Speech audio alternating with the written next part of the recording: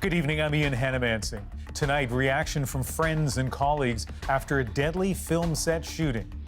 We really lost an amazing friend here and a beautiful woman. Plus, an insider explains the rules about guns on set. Also tonight, why we might be moving closer to a COVID vaccine for younger children. I just want to know more before my kids get in line. Ontario's plan to roll back all its pandemic public health measures. We have fresh immunity from vaccines and we have a fresh vaccine requirement. And a Canadian film director tackles a science fiction legend. It's a relief to finally to be able to share it with the world. Denis Villeneuve and the new Dune. This is The National. It is a tragedy, and tonight still a mystery. A woman who defied the odds to find a place in Hollywood killed in an accidental on-set shooting.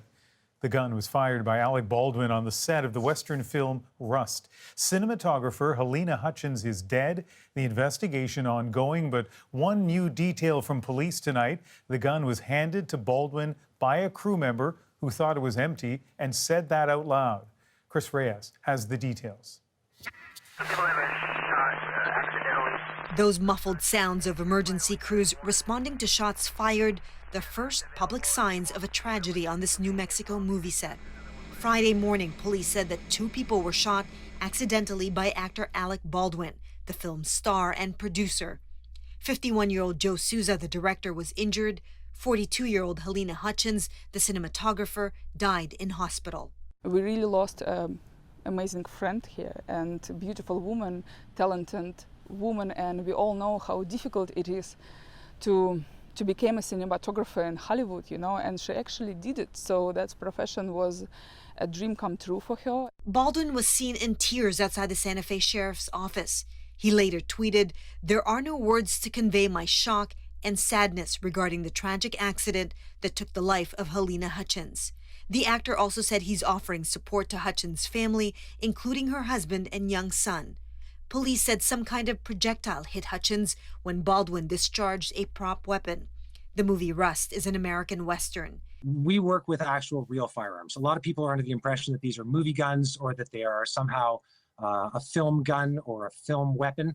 That's not true. There have been prior complaints from workers about unsafe handling of guns on set. Hutchins made this video just days ago. Her friends remember a talented filmmaker who was dedicated to her craft and defied odds when she moved to Hollywood from Ukraine to follow her dream. I am pretty much sure that she would love that film to continue, because as a director of photography, she worked so hard to actually make this possible, to be there as a cinematographer. Police have not laid any charges. The Screen Actors Guild union is also looking into what led to the shooting. Film sets must follow strict rules when using weapons. Chris Reyes, CBC News, New York. Well, let's bring in veteran Canadian prop master Dean Goodine, who's worked on westerns like The Unforgiven and Open Range. I guess, first of all, I'm curious, your reaction when you heard about this deadly shooting, Dean? It was a gut punch to me and a shock that it could happen in 2021. There's a lot we don't know about what happened, but the LA Times has done some extensive reporting, and one of the things that they're saying is they've seen a text message which was sent before this shooting to the production manager, and it said, "We have had 3 accidental discharges. This is super unsafe." If that text is accurate, what would it tell you about what was happening on set here? It feels like inexperienced people not following the procedures of clearing weapons after they've been fired or handed in to an actor. As of our conversation, we don't yet know, for example, what kind of gun was used, what it shot. But let me ask you, this may seem a little naive, but let me ask you, are real guns used in movies? Pretty much every Western I've done, all firearms are real. The difference is we do not use real live rounds. We use what is known as dummy bullets or blanks. We do not use anything that has a projectile that can come out the barrel. You know, we try to make a lot of things safe, you know, driving an automobile, air travel, but 100% certainty just doesn't exist in a lot of things. But let me ask you, on your movie sets where guns are used, Is there 100% certainty? Has there been 100% certainty that there would not be an accidental shooting of a real bullet? I'm 100% certain. I have a system that we go through, all movie prop masters do. The quick version is when we bring a firearm on set, I've already checked it. I make sure I know that it's completely safe. Well, it'll be interesting, Dean. Of course, we're all waiting to find out what happened in this case, but thanks for giving us your insights. Thank you, Ian. Pfizer has released the data from its coronavirus vaccine trial for children aged 5 to 11, which appears to show it is both effective and safe. The FDA in the United States and Health Canada are now looking closely at the results. Christine Birak takes us through the details, the concerns, and what happens next. 1, 2, 3. As part of Pfizer's trial, 5-year-old Bridget and her 7-year-old sister Lydia got the shot. And now it will probably protect us from COVID. The company says its low-dose vaccine has a 91% efficacy rate in preventing any symptoms of COVID-19. But efficacy isn't what most parents are worried about. I trust the science. I trust what's put out there. I just want to know more before my kids get in line. So do health regulators, who've yet to approve shots for kids. Today, Pfizer publicly offered up more data, showing its trial included over 2,200 children aged 5 to 11 and lasted 2 months. 2/3 were given the vaccine, the rest a placebo. 16 of them got COVID-19. In the vaccinated group, it was 3. To give you a sense of perspective, the active ingredient in the vaccine is 1,000 times less than one children's Advil or Tylenol. So we're giving them such a tiny little dose of the vaccine and allowing their immune system to work their magic. She points out the trial wasn't large enough to pick up rare adverse events, but Pfizer says the dosage was safe and the children had mild side effects, including a sore arm, fatigue, headache, muscle pains, and chills. That submission is under review. Health Canada says it will be watching closely next week when advisors to the U.S. FDA are scheduled to debate and vote on whether to recommend Pfizer's vaccine for kids. We know that kids are not just little big people. They have their own considerations around risks and benefits of potentially getting COVID-19 versus risks and benefits of the vaccine. So it's something we take really seriously.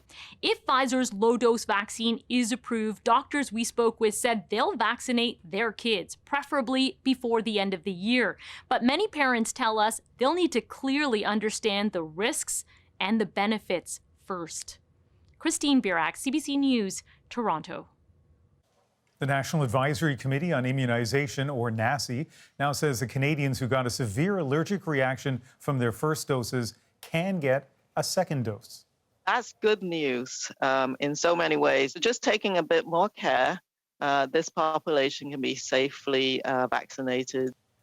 NACI says data shows that in the rare cases when vaccination caused that severe allergic reaction, most of those times the reaction was mild or non-existent with a follow-up dose. NACI advises consulting an allergist or other physician first and waiting 30 minutes, double the normal time for observation after receiving your injection. Ontario has laid out a path to a full reopening in the coming months. It starts on Monday with capacity limits lifting for restaurants, bars, and gyms. The hope is that by the spring, all public health measures can be dropped. But as Thomas Dagla explains, some are warning the province not to move too fast. Go down. For 19 months, there have been ups and downs, restrictions, and reopenings. Now Ontario is moving toward what officials hope will be the final act, starting by lifting capacity limits for gyms, restaurants, and bars on Monday. I've been hearing from members all week. We've been waiting 2 years for you to open. We can't wait. And the province is looking even further down the road. By January 17th, Ontario wants to start dropping proof of vaccination requirements for businesses. Then by March 28th, mask mandates for indoor crowds could be gone too. But Premier Doug Ford warns there's still one big if. So I'm going to be super cautious. If we do not see the numbers in a stable place, we just aren't going to do it. Caution hasn't always been his strong suit, say critics. In the spring, Ontario suffered a dramatic rise in infections and deaths. We moved too fast. Simply put, we got it wrong. We made a mistake. Alberta and Saskatchewan offer even more recent cautionary tales, and Ontario's scientific advisors have this warning. Depending on what we see, we need to be ready to revert some of the decisions. Ontario's vaccination rates are much higher than before. Case numbers remain stable, and modeling released today shows that's not likely to change soon. People aren't stupid. They can figure out what's best for them. I don't know why they bother doing that. I don't agree 100%. This time, though, even the most cautious business owners are keen, like Jacob Wharton Shuckster, who hasn't reopened indoor dining since March of last year. We have fresh immunity from vaccines and we have a fresh vaccine requirement. It's time. Picture it. Within months, this scene could be much different. No masks, no fuss. But the pandemic has shown plans can change, and fast. Thomas, we heard briefly from the Premier in your story. Give us a sense of what might happen if things do take a turn for the worse. Well, Doug Ford says restrictions could be reimposed, but they would be localized based on factors such as community transmission. Now, keep in mind, these dates announced today are targets. They're basically best case scenarios, and Ontarians could still very well be wearing masks well past the month of March. I really should underline, though, Ian, even the science advisory table today laying out their modeling, they struck a very positive note. The scientific director telling CBC today, and I quote, "We're all humans, and we've had enough of this darn pandemic." It has gone on for a long time, Thomas. Thank you. You're welcome. Well, most students in Ontario have been back in the classrooms this fall. Some are still learning online, and some educators are teaching both groups at the same time. As Deanna Sumanak-Johnson shows us, some say this hybrid model is failing everyone. It has been quite an education so far for students going to school in person. Many say their teachers' attention is split because they have to instruct those learning at home at the same time. The teacher has 5 screens up, 2 mouses, and 2 keyboards, and it takes her half an hour to set it up. That's half an hour of class time that we could be using. With teachers' sort of attention being divided between the online and in-person students, we tend to lose focus. Those learning virtually say they suffer too. Sometimes mics don't work. Sometimes the audio doesn't work, so we can't hear people. Well, we don't even know what's going on if there's no Wi-Fi at the school. With the majority of students opting for in-person learning this year, many school boards did not hire separate teachers for virtual classes. The resulting hybrid instruction has sparked outrage among teachers and parents, especially of younger children. You always feel like you're neglecting somebody. I'm going to be recording it. But this science teacher says his high schoolers suffer too. As you guys are doing the lab in class. Especially when it comes to hands-on learning. I can't be running an experiment in class, having students use equipment or chemicals that could be potentially dangerous if they're not being supervised properly, when I also have students at home whom I'm trying to supervise, maybe doing a simulated version of the lab. It's really, really easy to lose high school students, right? To have them get the message that school is not for them, that they're not engaged. Nobody can do 2 things at once and be at the top of their game. It's just not possible. School boards we contacted say hybrid lets students learning at home stay connected to their local school and teacher. But teacher unions say it's a cost-cutting exercise needed because the government didn't give schools sufficient funding. In a statement to CBC News, a spokesperson for Ontario's education minister said the overall back-to-school plan was designed to minimize disruption and maximize safety. Deanna Sumanak-Johnson, CBC News, Toronto.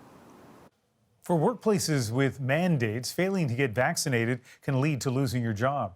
Yesterday, the federal Minister of Employment suggested it might also mean losing employment insurance.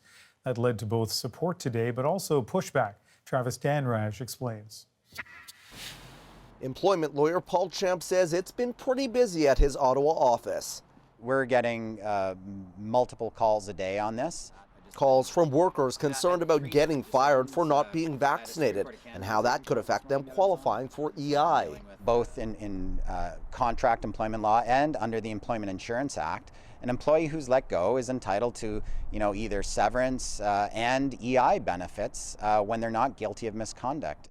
The question is, what constitutes misconduct? Yesterday, when asked about employees flouting vaccine mandates, the employment minister weighed in. It's a condition of employment that hasn't been met, and the employer choosing to terminate someone for that reason would make that person ineligible for EI. That comment was quickly applauded by some, slammed by others. It was not a condition of employment when my members began their career. It's an arbitrarily decided condition of employment to receive the vaccination or to implement a policy that mandatory vaccinations. Still, some lawyers believe the global pandemic justifies the government denying benefits. I think that everyone still has the right to do what they want to with their bodies, but the employers and the government have a right to say, if you don't do this, then these are the consequences. Now, the final policy decision on how the EI system deals with employees that resist vaccine mandates hasn't been made yet. That will be up to the next cabinet, set to be unveiled Tuesday. Travis Danrush, CBC News, Ottawa. Major General Denis Fortin is appealing a court decision that he go through the military grievance system before going to court. Fortin is challenging his removal in May as head of Canada's vaccine rollout. That followed an accusation of sexual misconduct from 3 decades ago, which he has denied. His legal team is asking for a different federal judge to hear the case. Ontario Senator José Faure-Nising is in hospital with COVID. The senator's office says the 56-year-old was fully vaccinated earlier this year. She's described as being in good spirits. No word on how she was exposed to the virus. There's a big push underway by some Indigenous leaders in Western Canada to drive up low vaccination rates in their communities. As Omira Issa explains, to hit the goal of 100% coverage, they're trying to build excitement and trust. Alana Kennedy from Little Pine First Nation knows firsthand the toll COVID-19 takes. My mom did get sick, my dad got sick, I got sick, and my niece. Some First Nations in Saskatchewan are fighting an uphill battle against COVID-19 with high death rates and case rates twice as high as the rest of the province. Kennedy's mother contracted COVID-19 2 months ago and is still in a Saskatoon hospital. My mom getting sick really crumbled my world. Some Indigenous communities have low vaccination rates, including Little Pine First Nation, where 35% of people have received at least 1 dose. That's well below the provincial rate at 73%. Dr. James McCocus is trying to turn that around. He launched a program called Power of 100. The goal is to increase vaccination rates. Organizers bring music, giveaways, and Indigenous influencers to vaccine clinics. He says vaccine mistrust in Indigenous communities stems from history. Indigenous peoples who are mistrusting of the health system because of systemic racism, oppression, and genocide are a very different population than those that are protesting outside of hospitals for their perceived infringement on their individual human rights. In northern Saskatchewan, Leonard Mongrand feared getting the COVID-19 vaccine. Or I was an anti-vaxxer. I didn't believe in them. After his friend contracted the virus and ended up in ICU, the Métis leader is now advocating for others to get the shot. I was talking to him. He said, okay, normal, everything. And that's how quick the virus can turn on you. Back in Little Pine First Nation, as Kennedy thinks about her sick mother, she hopes Indigenous people who mistrust vaccines will roll up their sleeves. Omera Issa, CBC News, Regina. Ottawa will be sending military help to Saskatchewan as the province continues to struggle with the pandemic. There were 12 COVID-related deaths there today, its third highest total. The federal Minister of Public Safety, Bill Blair, said the approval of Saskatchewan's request for assistance means Canadian forces will be providing support. The Canadian Armed Forces will now be helping out in Iqaluit as the city grapples with a water crisis. This is day 11 of its state of emergency. Iqaluit's tap water is unsafe to drink right now after evidence of fuel contamination was found in its treated supply. The search has been on ever since to find the source, and in the meantime, that state of emergency remains in effect until at least next Wednesday. Juanita Taylor is in Iqaluit tonight, and Juanita, officials gave an update on the situation late today. What did they have to say? Well, Ian, there are still more questions than answers. City officials still don't know how hydrocarbons got into one of the tanks at the water treatment facility. Now, the city has drained the affected tank and did an initial inspection. They didn't find any cracks, but consultants did find some areas of concern.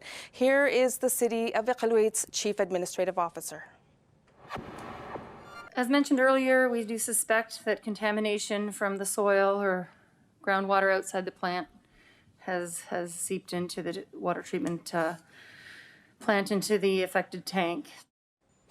Now, Ian, the city has been flushing out its water lines, and they will do that again next week. Meanwhile, the Canadian Forces are bringing in a mobile water treatment plant. And we need to give us a sense of the impact this is having on people. Well, Ian, some surgeries at the Qikiqtani General Hospital have been postponed, and the water can be used for bathing now, which, of course, some people do find relief in. But when it comes to drinking water, those who are able to are still gathering their drinking water from a nearby river, while others are gathering it from water distribution centers from around the city. Now, Ian, Inuit are resilient. They always have been, and they are showing their resiliency once again. All right, Juanita, thank you so much. You're welcome. We're learning more tonight about a family fight to control one of Canada's biggest companies. Can you imagine your mother moving the motion to remove you as chair of the board? That has to have been high drama. Next on The National, inside the battle for Rogers Communications. The outsiders ravage our land. The Canadian behind one of the biggest movies of the year. It's a relief to finally to be able to share it with the world. Director Denis Villeneuve on the pressure of reimagining Dune. And an uphill battle at Canada's ski resorts. Since I've been here in 1985, this is the biggest problem we've seen with this. We're back in 2.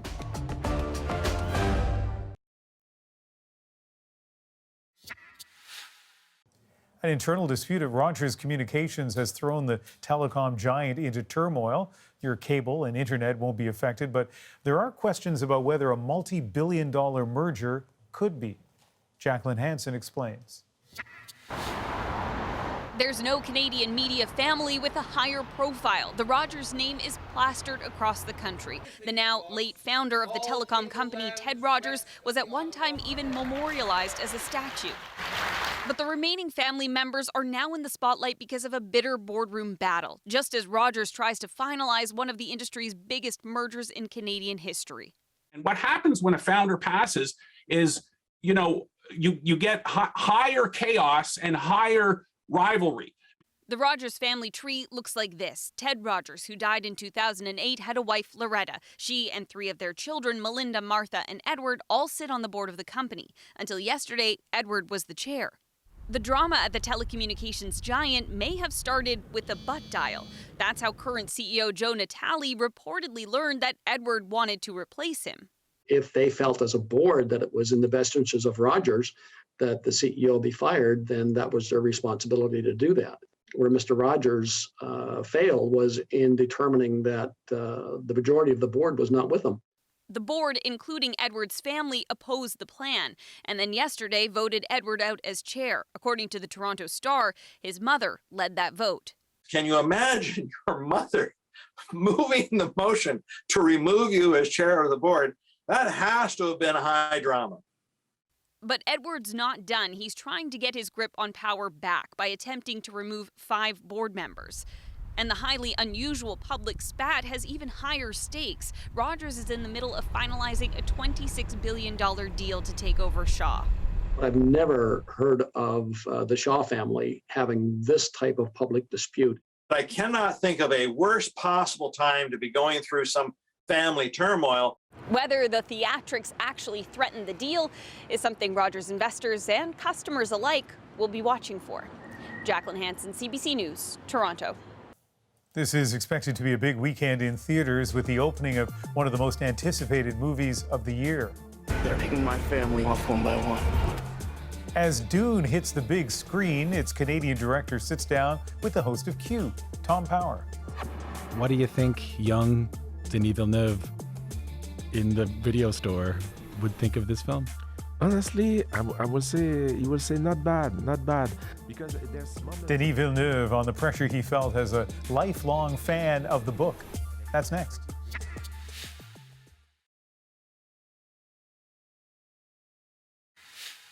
Four nights after its UK premiere, Denis Villeneuve's Dune opens across North America tonight. Based on Frank Herbert's epic sci-fi novel, once considered unadaptable until now. Villeneuve has emerged as an adaptable filmmaker at home with blockbusters and art films. As he tells Q host Tom Power, he sees Dune as both.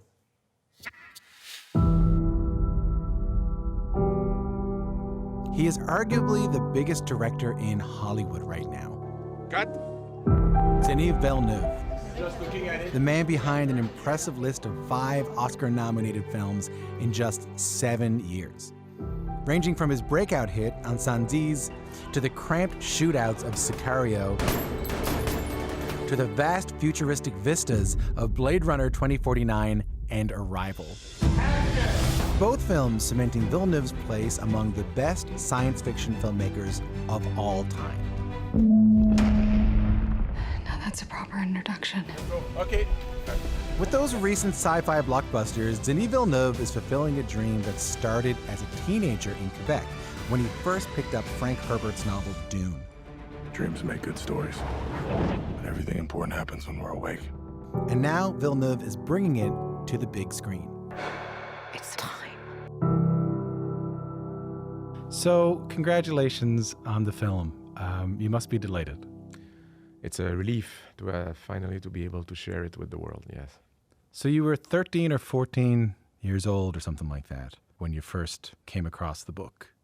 Yeah, it's at the time I was like a teenager that I was kind of into sci-fi. I was reading everything that I could find at the time, and Dune had a striking cover and the title, and I felt in love and spontaneously with it. I mean, there's something about the journey of the main character, Paul Atreides, his feeling of isolation, the way he was struggling with the burden of his heritage, all this weight on his shoulder, and then finally being able to find freedom through the contact with another culture, I thought was a beautiful idea. And when I discovered the book, it was in the same time that I was like discovering what's the work of a filmmaker. I was getting more and more interested about what happened behind the camera. So there's a kind of coincidence between discovering Dune and starting to dream of making films. And it was like just like a fantasy, but it took me a while before I thought that I could one day bring this movie to the screen. Were you apprehensive at all when it finally came your way? I was apprehensive that my fear was to not be able to please that teenager that dreams so big at the time, because it can just be disappointing. I mean, it's like an impossible task to bring to life something that has been so close to your heart and soul, and that you dream for 40 years. And when I do movies, I try to put all my chips on the table. I love to jump and without having any net to say, no, but seriously, it's like art. I would have ate myself all my life if I had not tried it. Where do you think that comes from in wanting to jump without the net? Artistically, I must say. No, yeah, right, of course. No, yeah, we don't have anything set up outside the door or anything like that, you know? Frankly, I don't want to talk about myself, but I will say that I'm an anxious human being. But when it comes to cinema, I just see what I need to do, and it's clear. The path is clear for me. So when I decided to do Dune, I said that the challenge for me was to make sure that the story from a dramatic and a human point of view was accurate and meaningful. Yeah. I know it's meaningful also that people see this in theaters. Are you nervous at all? I mean, through the pandemic, we saw so much movie watching, which had already been declining in people going to theaters. More people were watching at home.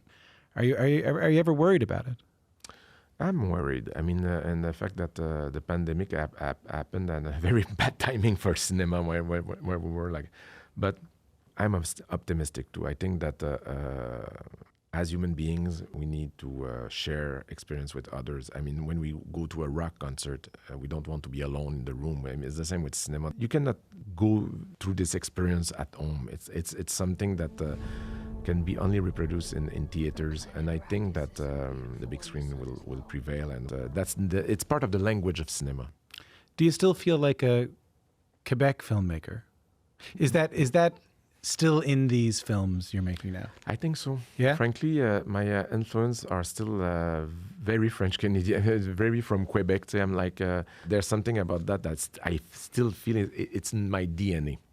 And Montreal is like it's home, and it has there's a beautiful creativity there that you can find in theater, in the dance community, and even in restaurants. There's like a freedom there that I found nowhere else. I love that, man. Like, I think I sort of imagined on the way in that you were living in some sort of like Citizen Kane style mansion in the Hollywood Hills or something like that. You know, I love that you're still in Montreal, or like that's still so important to you. But, you know? but Montreal is like, for me, as a filmmaker, it's very important to stay in contact with that vibration. You know, it's like, and every time I go back to Montreal, it's like, I put a lot of, it's like creative fuel for me to go there, yeah. Well, maybe this is the way I'll close things off. You know, I'm just going back to the very beginning when you were talking to me about making this film for my young self. So what do you think young Denis Villeneuve in the video store would think of this film?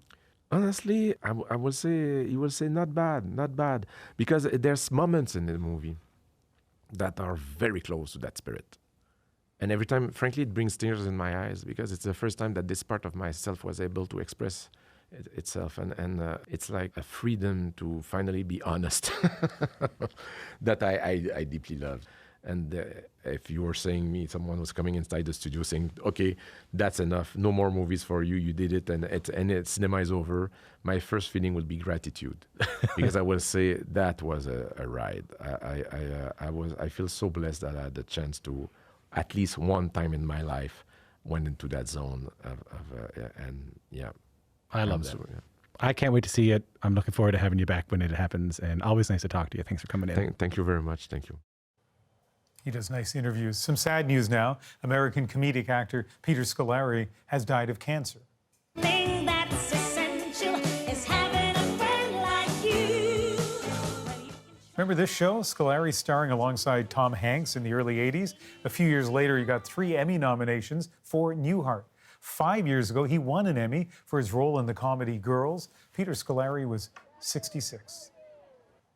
Next, we'll go beyond the headlines of the global supply chain crisis, with Canadians experiencing it firsthand. The crunch at the ports is having a real impact on people's lives. We'll get the view from a bakery and a car dealership right after the break.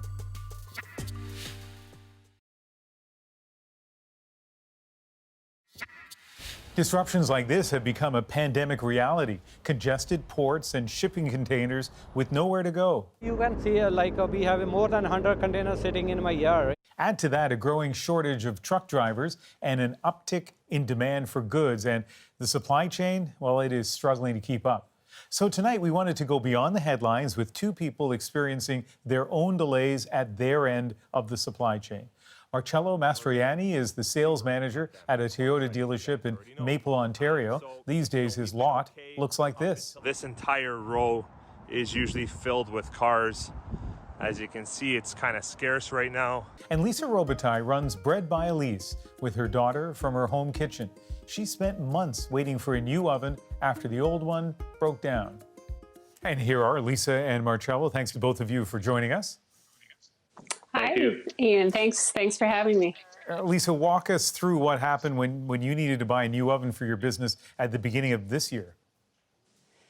So it was in March of 2021, and my oven completely stopped working. So I went and was trying to buy a specific one because I have a micro bakery in my home, so I need a really good oven.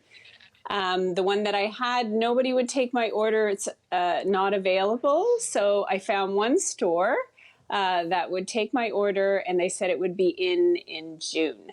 So I said, okay, from March to June, I think I can handle it. June came along. They pushed it back again until August.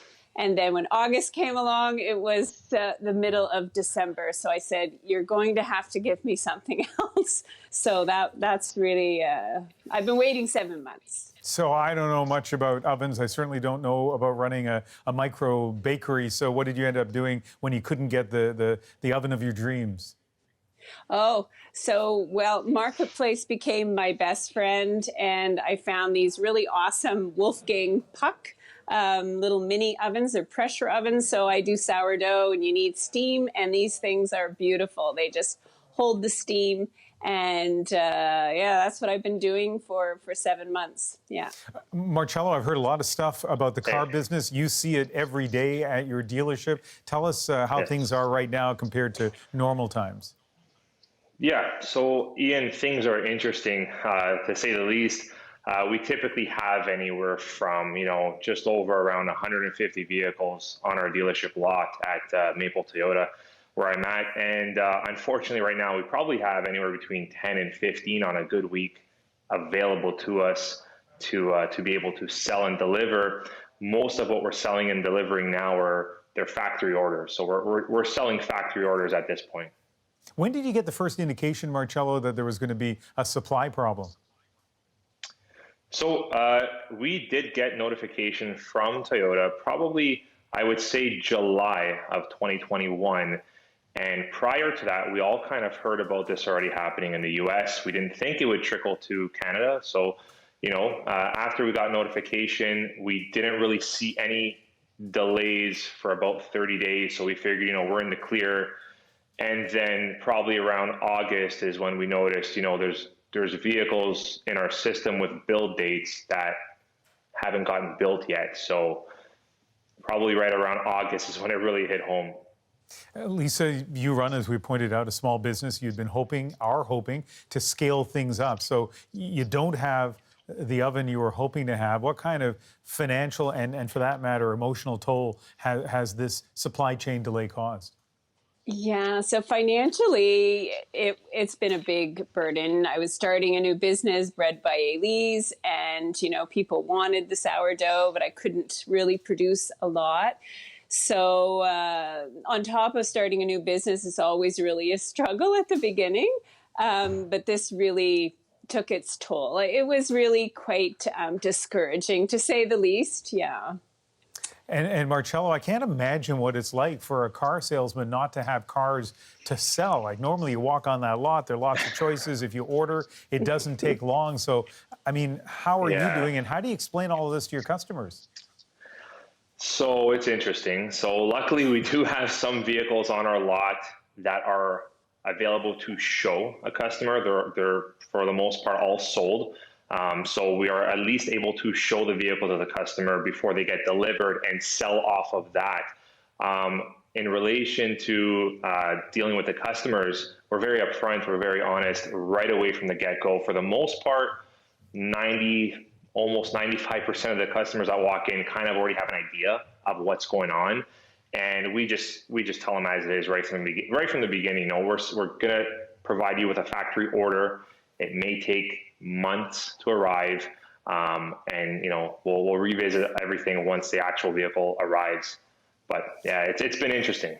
Marcello, I'm searching for a silver lining here, and I guess if there is one, it's if people have used cars, if they have a car that they're ready to sell, this is actually a seller's market for them. Yeah, absolutely. With regards to pre-owned vehicles, yes, because of the lack of supply from the manufacturers bringing in new cars in a timely fashion as we're used to, pre-owned vehicle sales and pre-owned vehicle values are up. So yeah, if you do have a trade-in, something that's a couple of years old, it's worth a pretty penny for sure. So it's not a bad time to make a call to change that. Yeah, definitely.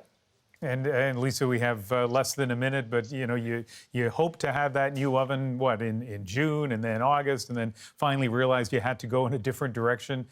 Is it worth trying to place an order again, a new order?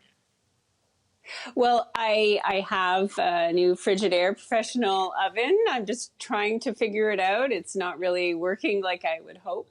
But yeah, there's no trading that in. That's the oven I have, and there's no going back. So unfortunately, yeah. All right, well, you know, I hear that it's tough, but you look as if, both of you look as if you're weathering this pretty well. So thank you very much for talking to us about it tonight. Oh, you're welcome. Thank you very much. Ski resorts across the country are facing a different sort of shortage. Since I've been here in 1985, this is the biggest problem we've seen with this.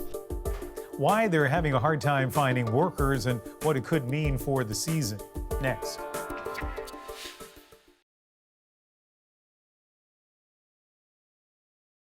I'm Jamie Poisson. Join me for CBC's daily news podcast, Front Burner. Every weekday, Front Burner takes you deep into the story shaping Canada and the world.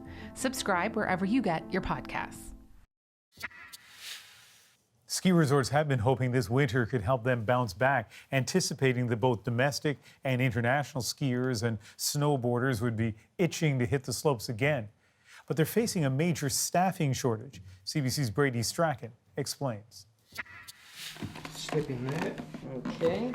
Lindsay Bennett helps skiers get the perfect boot fit. It's a specialized skill that requires trained staff. And this year, he's having a hard time securing them. These are people that have an incredible skill set that I need, and when you find somebody and then you can't get them in, it's really, really frustrating. Although things are quiet on the ski hill now, Big White Ski Resort will open its run in just over a month. The challenge this year is finding staff. Since I've been here in 1985, this is the biggest problem we've seen with this. Big White hires 600 workers, many of them from abroad on working holiday visas. But so far, they have less than half that number secured. He says many potential workers are pulling out as Canada hasn't approved their visas yet. That's a shame because the project was already set, and I was thinking I'm really gonna work in Canada this winter. So now I have to change my plans. Ski areas across the country are having trouble bringing in enough workers. The Canadian Ski Council says up to 30% of positions may go unfilled. The industry is asking Ottawa for help bringing in more foreign workers by processing more visa applications and extending working holiday visas for workers already in Canada. This is a two-stage gondola. Revelstoke Mountain Resort is also feeling the labor crunch. The ski lifts will be fully staffed, but other parts of the resort could suffer. Probably some of the most challenging areas are in our food and beverage operations and really in our hospitality sector as well as the hotel operations, particularly around culinary and housekeeping roles. That could mean restaurants open shorter hours or limited services at hotels. Back at Big White, the resort is predicting a busy year on the mountain with lots of overtime for the workers they do have. Brady Strachan, CBC News, Big White Ski Resort, British Columbia. From the ski hill to the stage, just ahead we meet a dancer inspiring people across PEI. When I'm dancing, I feel happy and powerful. His award-winning performance that had the audience on their feet is next in our moment.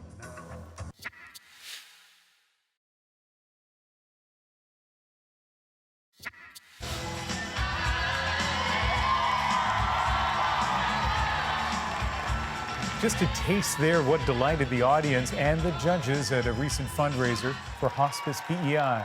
On the stage, a dynamic duo with an inspirational story to tell.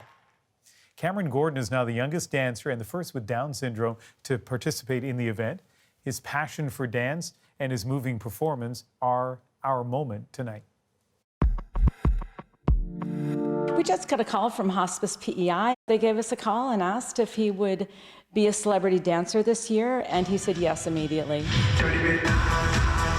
I dance.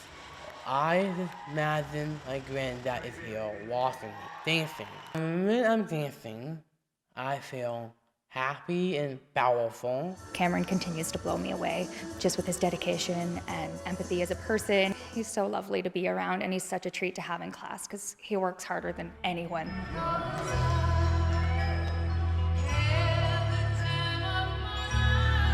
Doing Time of My Life from Dirty Dancing. I know that he really likes the movie, and I'm excited that we get to do it together. So happy I'm gonna be a Baptist baby. I'll be a good dude with goody hair. Pure excitement and happiness. Like, I was so happy. And I cried.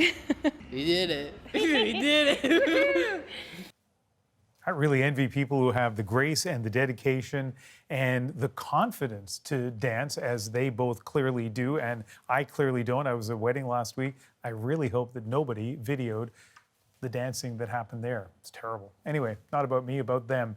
That is The National for October 22nd. Join me Sunday for Cross Country Checkup on CBC Radio 1, and then back here Sunday night for The National. Good night.